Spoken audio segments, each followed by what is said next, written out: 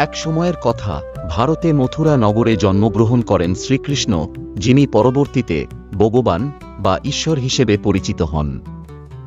শ্রীকৃষ্ণের জীবনের গল্প একদিকে আনন্দের, অন্যদিকে শিক্ষামূলক। তিনি সাধারণ মানুষের কাছে ছিলেন একজন বন্ধু, গুরু এবং এক অমূল্য রত্ন, যিনি দুঃখী মানুষের মুখে হাসি ফোটাতেন এবং তাদের জীবনকে আলোকিত করতেন।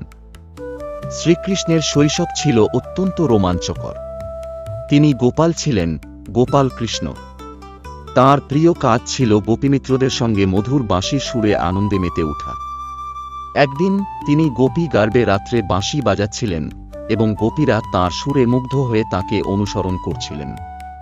শ্রীকৃষ্ণের বাঁশির সুরে সমগ্র বৃন্দাবন একাকার হয়ে গিয়েছিল।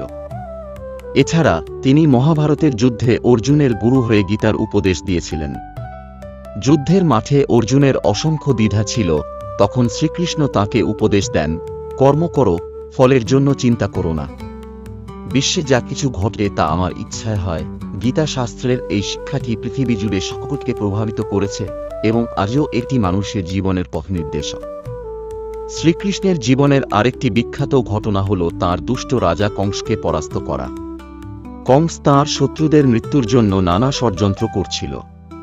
শ্রীকৃষ্ণ নিজ হাতে কংসকে পরাজিত করে মথুরা রাজ্যকে রক্ষা করেন এবং জনগণের মধ্যে শান্তি প্রতিষ্ঠা করেন।